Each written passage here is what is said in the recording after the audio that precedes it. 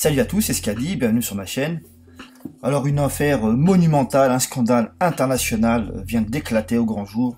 Il s'agit de cette affaire de Panama Papers. Et apparemment, les journalistes auraient accès à 11 millions de documents qui prouveraient qu'aux quatre coins du monde, il y a des personnes qui tentent d'échapper à la fiscalité de leur propre pays afin de ne pas payer des impôts. Mais pas que. Il y a aussi des trafiquants de drogue, des trafiquants d'armes, bref, trafiquants d'organes, enfin tout ce que vous voulez, quoi, tout type de personnes. Alors, ce qu'il y a de formidable, c'est qu'aujourd'hui, on nous sort des noms comme Platini, Lionel Messi, on nous dit Vladimir Poutine, Cahuzac, le Premier ministre finlandais, le roi d'Arabie Saoudite, l'émir du Qatar, enfin il y a plein de gens aux quatre coins du monde. Et puis on a ces journalistes, ces journaleux, décidément de plus en plus insupportables, qui font comme s'ils découvraient par ces documents ce type de mouvement financier de par le monde. Si ça aurait été un internaute, ou alors quelqu'un faisant partie de la complosphère qui aurait fait une enquête, et qui aurait déclaré ce genre de choses, on l'aurait traité de complotiste. S'il aurait dit que dans une banque au Panama, il y a des comptes de trafiquants de drogue comme des hommes politiques de premier plan ou des hommes d'affaires de premier plan. Hein, on l'aurait traité de parano. Bref. Certes, c'est une affaire monumentale, explosive, qui n'a pas fini de nous surprendre, puisque des révélations, selon les médias, des révélations sont en préparation dans ce dossier Panama Papers.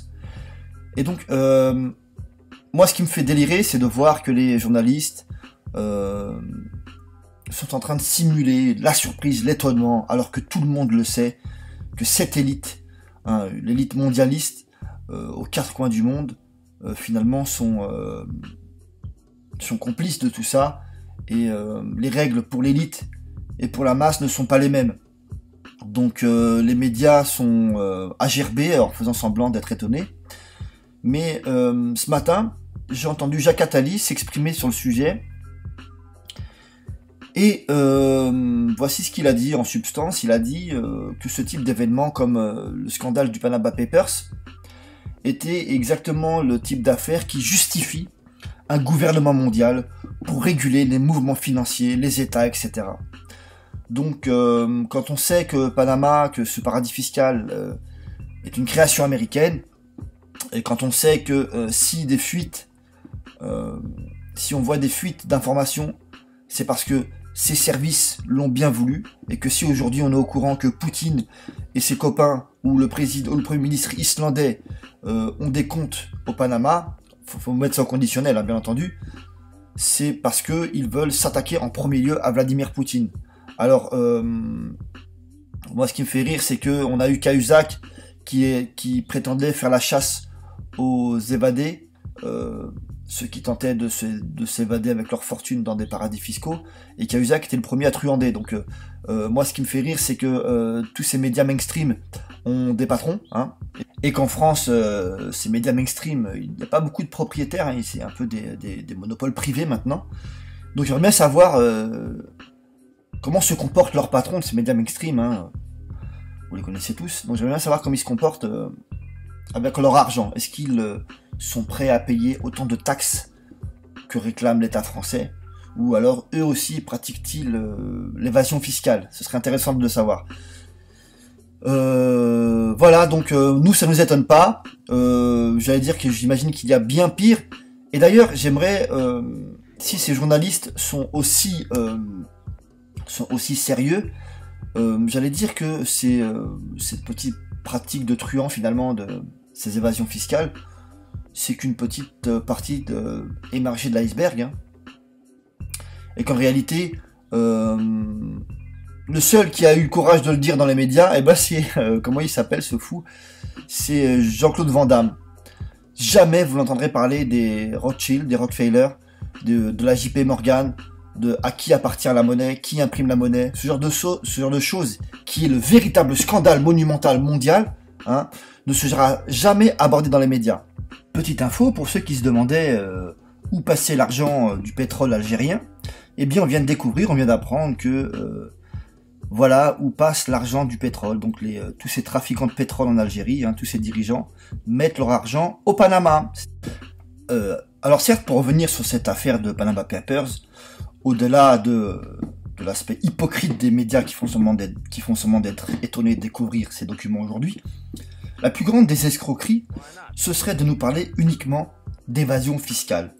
Parce que pour l'instant, à en croire les médias mainstream et ceux qui entament le sujet aujourd'hui, ce type de paradis fiscaux et ce type de banque, comme j'ai oublié le nom de cette banque d'où l'affaire a éclaté, si on les écoute, il ne s'agit que d'évasion fiscale, c'est-à-dire que les grands fortunés tentent de contourner la fiscalité de leur pays respectif. J'allais dire que très sincèrement, si cet argent était gagné de manière légale, un homme d'affaires ou un sportif ou je ne sais quoi, qui le gagne de manière légale, sincèrement, si vous gagnez 1 milliard d'euros par an et on vous demandait de verser 700 millions d'euros à l'État français ou d'autres États dans le monde, sincèrement, je peux comprendre qu'il soit dégoûté. Je serais le premier à être dégoûté à donner les 2/3 de ma fortune, 2/3 de mes revenus à l'État, alors que je l'ai gagné en prenant des risques, en investissant, etc. Donc ça peut être compréhensible. Mais la grande escroquerie, c'est que dans ces paradis fiscaux, il y a des trafiquants. Trafiquants de drogue, trafiquants d'organes, trafiquants d'armes. Et c'est là le grand scandale. En ce qui concerne par exemple Michel Platini, lui qui a été évincé de l'UEFA. On peut s'imaginer qu'il a reçu des pots de vin pour diverses raisons, je sais pas, par exemple, pour que la Coupe du Monde ait lieu au Qatar, peut-être qu'il a reçu une petite enveloppe, ou je sais pas, bref, pour plein de raisons. On imagine qu'il a reçu des pots de vin à coût de millions d'euros. Bien entendu qu'il va pas déposer ça à la BNP dans l'angle de sa rue où il habite. Bien entendu qu'il va vite faire le virement, ou en tout cas cet argent, ce pot de vin n'a jamais connu la France, c'était directement au Panama. Voilà le type de trafic. Ou par exemple un dirigeant occidental qui a validé un trafic d'armes dans un conflit, par exemple, je sais pas, on va imaginer qu'un président sollicite un trafiquant d'armes pour aller armer la rébellion pour destituer un président. Eh bien, il faut bien payer ce trafiquant d'armes.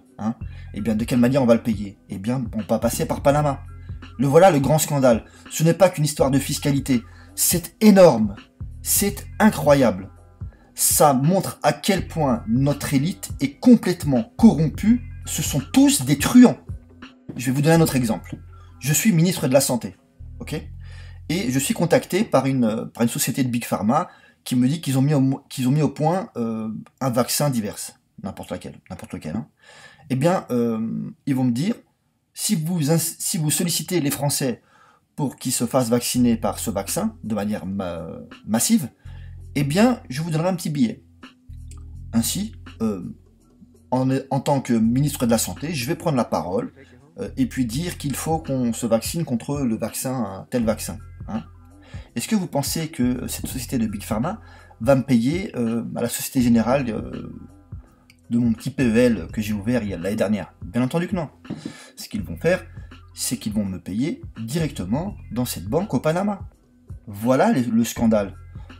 On va imaginer que je suis ministre de l'Intérieur espagnol. Je suis en Espagne et j'ai bien conscience qu'il y a un énorme trafic de shit entre le Maroc et l'Espagne.